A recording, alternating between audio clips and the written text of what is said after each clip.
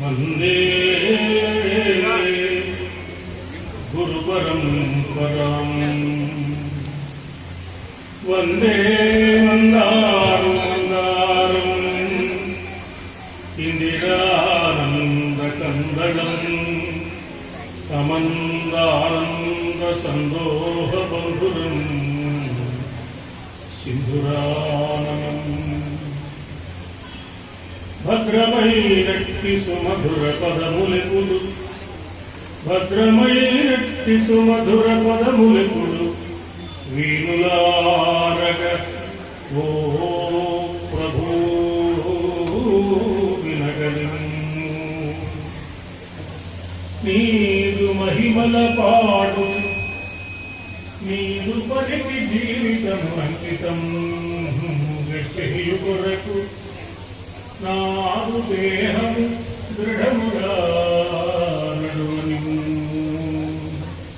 పడలు మరపించి మది శాంతి బడగటే మలయ పవనపు వీచికల్ మందగతుల విశ్రమునం ఎల్లకాలం దీవనిము భద్రమైనట్టి సుమధుర పదములెపుడు వీణులారగ ఓ ప్రభూ వినగలిము స్వరూపుడు గణపతి పాదాల విందాలకు సభక్తికంగా సహస్రాధికంగా ముందుగా ప్రణామాలు సమర్పిస్తూ 100 సంవత్సరాలుగా అచంచలమైన దీక్షతో అఖండమైన ఆశయంతో ఈ గణపతి నవరాత్ర మహోత్సవాలను నిర్వహిస్తున్న ఈ గజానన మండలి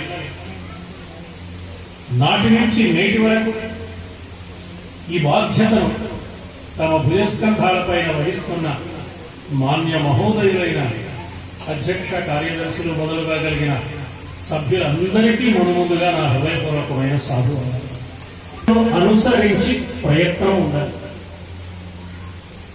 బొబ్బిలి శ్రీధర్ గారు బృందంతో కలిసి ప్రమోద్ గారితో కలిసి మా ఇంటికి వచ్చినప్పుడు నేను అడిగాను, ఎందుకంటే ఈవేళ మేము చాలా చోట్లకి వెళుతున్నాం, సముద్రాలు దాటి కూడా వెళుతున్నాం, మీరు ఫోన్లో చెబితే చాలు అంటే కాదని హైదరాబాద్ వచ్చి మా ఇంటికి వచ్చి స్వయంగా ఆహ్వానించారు అన్నప్పుడు నాకు ఒకటే అనిపించింది, ఇంత దీక్ష కలిగిన వాళ్ళు కాబట్టి 100 ఏళ్ళు కాదు మరో 100 ఏళ్ళు కూడా నిర్వహించగలరు.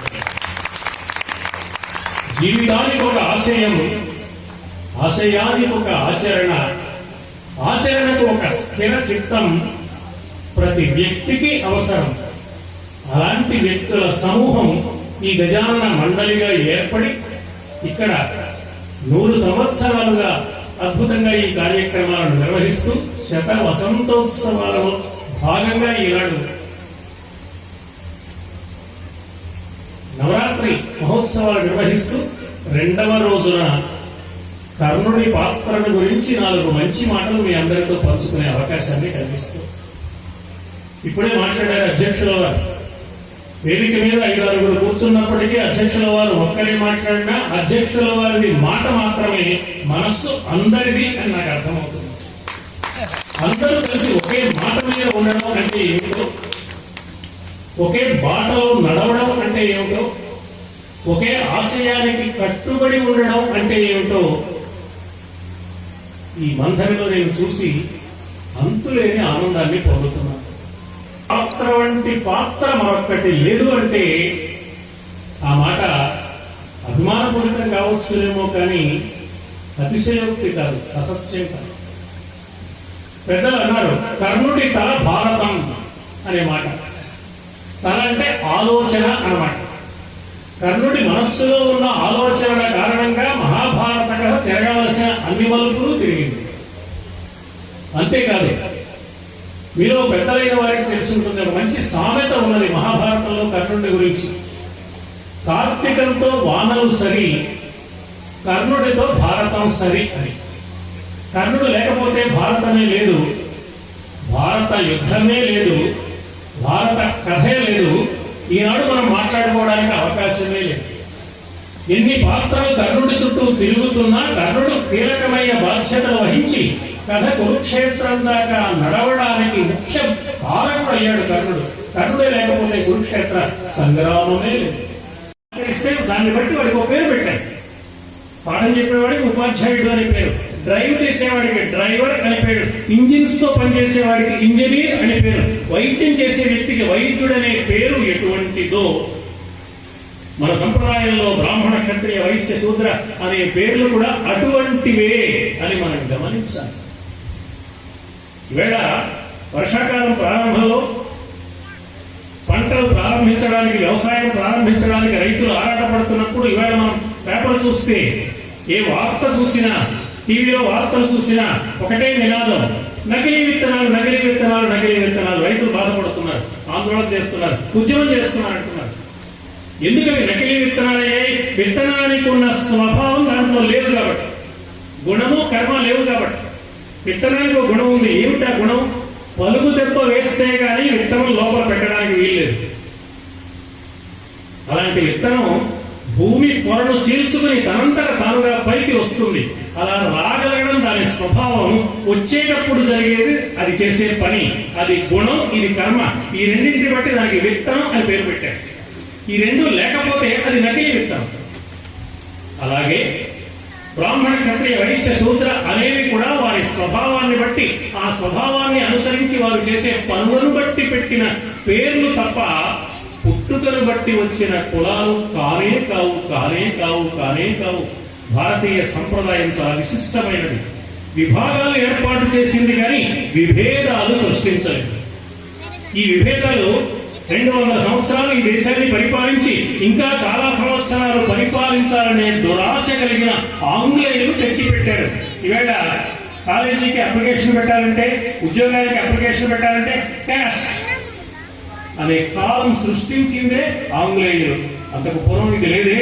ఒక్క తరం కనుక మన పల్లెటూళ్ళలో చూస్తే అన్ని వర్ణాల వారు బాబాయి, మామయ్య, బావ, అన్నయ్య అని పలకరించుకుని ఎంత అన్యోన్యమైన మైత్రితో ఉండేవారు. గడప లోపల వర్ణ ధర్మాన్ని పాటించేవారు. గడప దాటితే సమాజం అంతా ఒకే కుటుంబం అన్న భావనతో మెలిగారు. ఆనాడు సూతపుత్రుడు కర్ణుడు, రాధ అధిరథులు పెంచుకున్నారు. ఆ అధిరథుడు సూతుడు. సూతుడు అంటే అతని స్వభావం ఏమిటి అంటే సేవా ధర్మము కలిగిన వాడు. అతను చేసే పని ఏమిటి అంటే గుర్రాలను తోమడం, శుభ్రం చేయడం, రథాలు నడపడం, రథ చక్రాలు తయారు చేయడం, ఇలాంటి వృత్తులు నిర్వహించేవారు వాళ్ళు.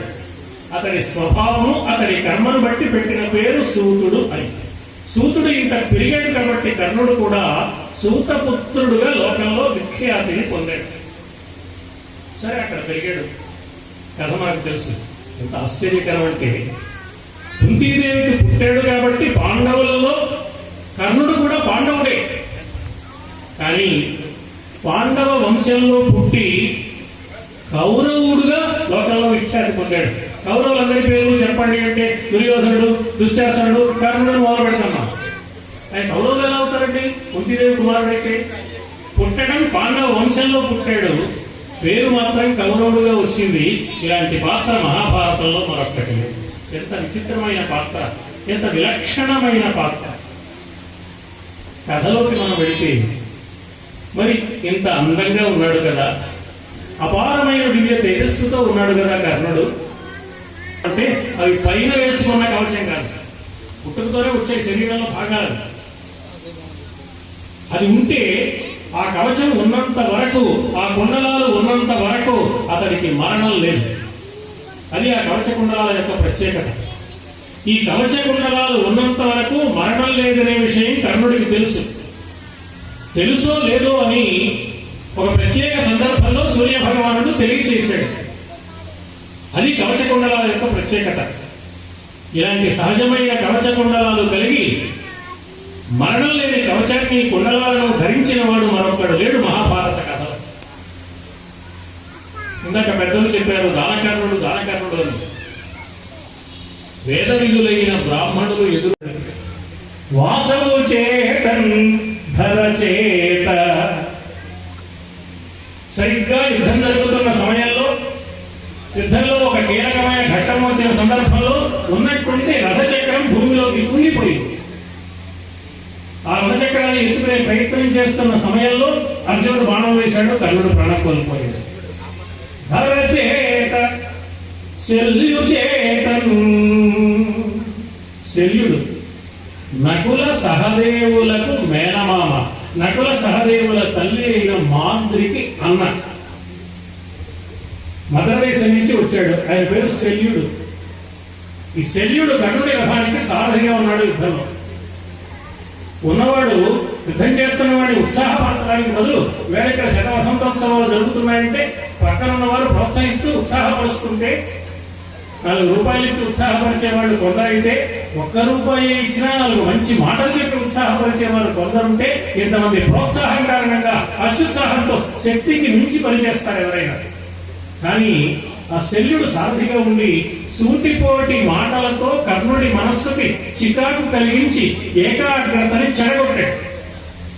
శల్యు చేతను అరయంగా కర్ణుడిగెను ఆరుర చేతన్. ఈ పద్యం ఎవరు రాశారో తెలియదు, ఎక్కడి నుంచి వచ్చిందో తెలియదు. కర్ణుడి పతనానికి ఈ 6 బాధ్యులు సుమా అనే మాట మాత్రం ఈ పద్యం వల్ల ప్రచారమైంది. బాగుందిరా ఈ పద్యం అనుకుని నాటక రచయితలు పద్యంలో పెట్టారు, నాటకాలు వేసేవాడు పద్యాల్లో పాడేస్తున్నారు. కానీ ఆ బాలుడిని పెట్టెలో పెట్టి గంగలో వదిలిపెట్టింది. ఆవలి తీరంలో బిడ్డలు లేక అలమటిస్తున్న రాధ అధిరథుడు అనేవారు ఆ పెట్టె చూశారు. ఆ పిల్లవాడు